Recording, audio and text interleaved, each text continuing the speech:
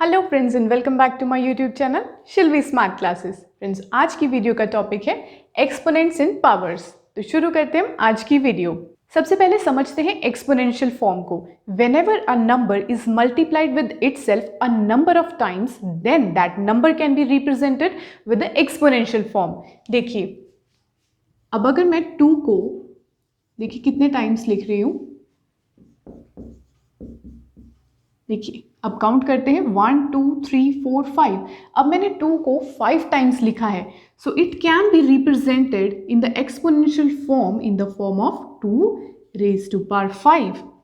तो फ्रेंड्स, ये जो 2 रेज टू पावर 5 है, this whole is called exponential form.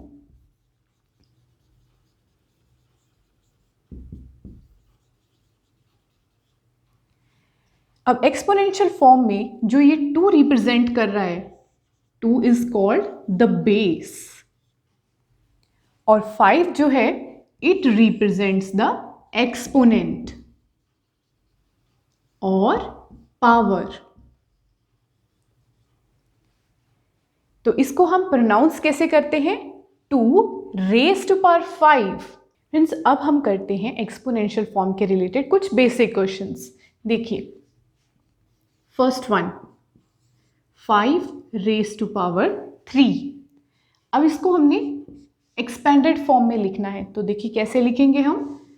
5 into 5 into 5 which is equals to 125।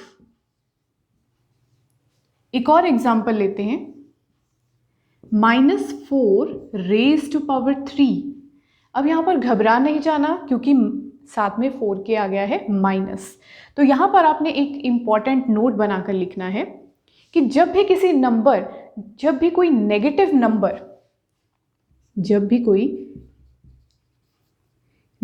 Number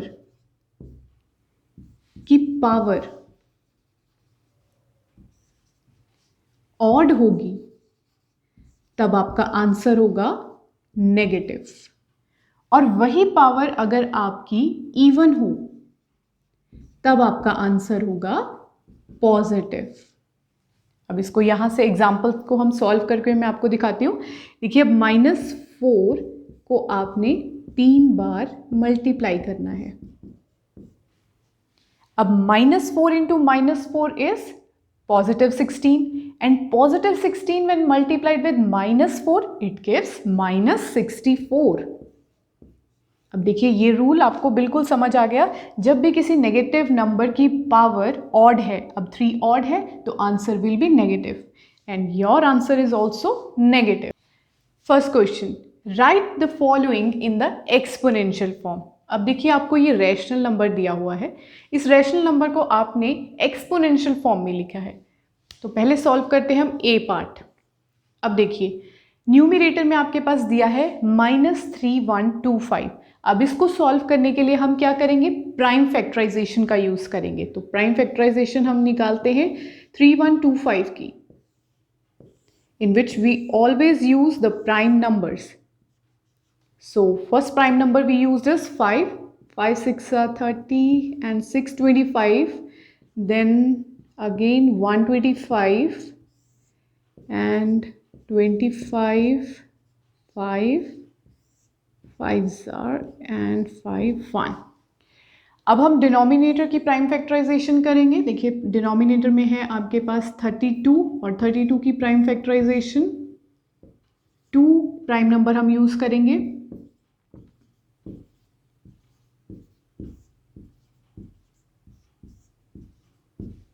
देखिए, अब आपके पास दोनों की प्राइम फैक्टर्स आ गए हैं। अब इनको हम प्राइम फैक्टराइजेशन की फॉर्म में इसको लिखेंगे। देखिए, यहां पर 5 की देखिए कितने बारी 5 आया है? 1 2 3 4 5 5 रेज टू पावर 5, और डिनोमिनेटर में देखिए 32 है, 32 की हमने ये प्राइम फैक्टराइजेशन कर ली। देखिए 2 कितनी बार आ रहा है? 1 2 3 4 5, इसका मतलब 2 रेज टू पावर 5। अब देखिए, अपने यहाँ पर क्या था, माइनस। इसे बिल्कुल नहीं भूलना है फ्रेंड्स। यही गलती आप अपने एग्जाम्स में कर लेते हैं कि आपने ये माइनस साइन को अगर आपने नहीं उठाया, अब साथ में ये माइनस साइन साथ में चलेगा।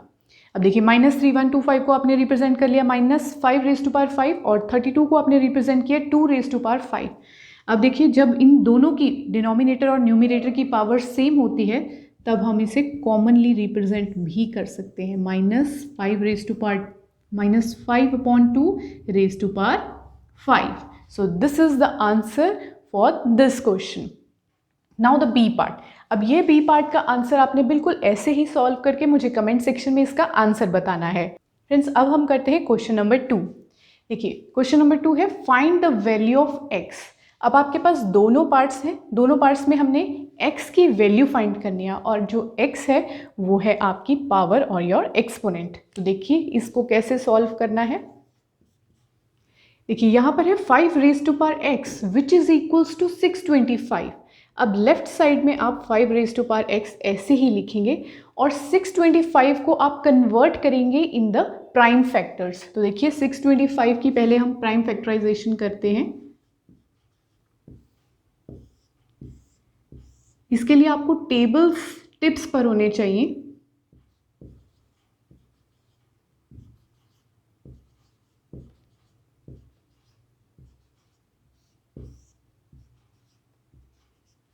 देखिए अब इस प्राइम फैक्टराइजेशन से आपके पास प्राइम फैक्टर्स आ गए हैं। तो इस तरह हम 5^x इज इक्वल्स टू, अब 625 को हम ऐसे लिख सकते हैं इन द एक्सपोनेंशियल फॉर्म 1 2 3 4 5^4। अब फ्रेंड्स यहाँ पर ध्यान देना है, अगर आपकी दोनों बेस सेम हो इसका मतलब your powers will also be equal. इसका मतलब अगर अब आप क्या करेंगे, x is equals to 4 and this is your answer. देखिए बी पार्ट में है आपके पास -4^x which is equals to -1024। अब यहाँ कैसे करना है, देखिए अब यहाँ पर जो आपने 1024 के जो फैक्टर्स बनाने हैं वो इन द फॉर्म ऑफ 4 ही बनाने हैं, क्योंकि हमें क्या चाहिए, बेस इक्वल चाहिए। अगर बेस इक्वल होगा तभी उनकी पावर्स क्या होंगी, इक्वल। इसलिए हम -1024 के जो फैक्टर्स बनाएंगे, अभी प्राइम फैक्टराइजेशन में आप ये माइनस साइन इग्नोर कर सकते हैं। देखिए अब इसके फैक्टर्स जो बनेंगे वो 4 की फॉर्म में ही आपको बनाने हैं। अब देखिए 4 256 एंड देन 4 के टेबल में 64 sir and then 16 4 and then 4 1। अब ये बन गए हैं इसके factors in the form of 4।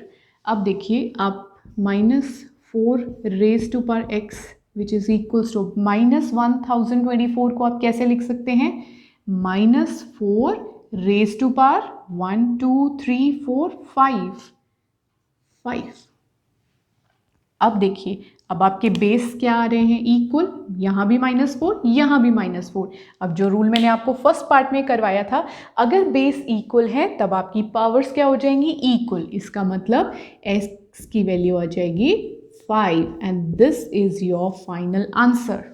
Friends अब हम करते हैं question number 3 which is the simplify question. ये क्वेश्चंस बहुत इंपॉर्टेंट है for the PS TET and CTET exams, so ध्यान से इसको सॉल्व करना है। देखिए अब यहाँ पर देखिए -2/3^4 मल्टीप्लाइड विद -3/4^3। अब इसको हम एक्सपेंडेड फॉर्म में लिखेंगे। देखिए -2 मल्टीप्लाई -2 मल्टीप्लाई -2 मल्टीप्लाई विथ -2। अब क्योंकि -2 की पावर 4 है इसलिए हमने 4 टाइम्स उसको मल्टीप्लाई करना है और नीचे डिनोमिनेटर में 3 है, 3 को भी 4 टाइम्स ही मल्टीप्लाई करना है।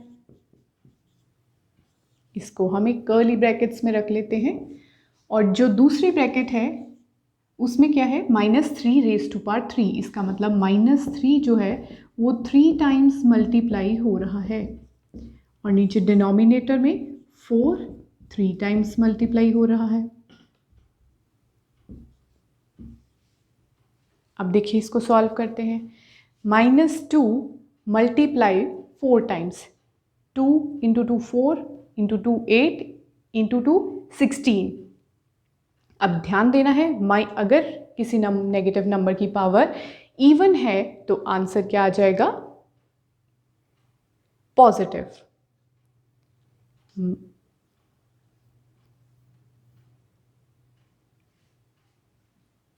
अब ध्यान देना है, अगर किसी नेगेटिव नंबर की पावर इवन है तो आंसर विल बी पॉजिटिव। तो इसका मतलब 16। 3 into 3 9 into 3 27 into 3 81, which is multiplied with 3 into 3 9 9 3s are 27 but in negative, क्योंकि किसी नेगेटिव नंबर की पावर अगर ऑड होती है तो आंसर विल बी नेगेटिव। इसे ध्यान देना है बच्चे। और अगर 4 को आप देखिए 3 टाइम्स मल्टीप्लाई करेंगे यू विल गेट 64। अब यहाँ पर आपने क्या करना है, उसको सिंपलेस्ट फॉर्म में, शॉर्टेस्ट फॉर्म में लिखना है। तो 16 की कटिंग 64 से एंड 27 की कटिंग 81 से, तो आंसर विल बी -1/12।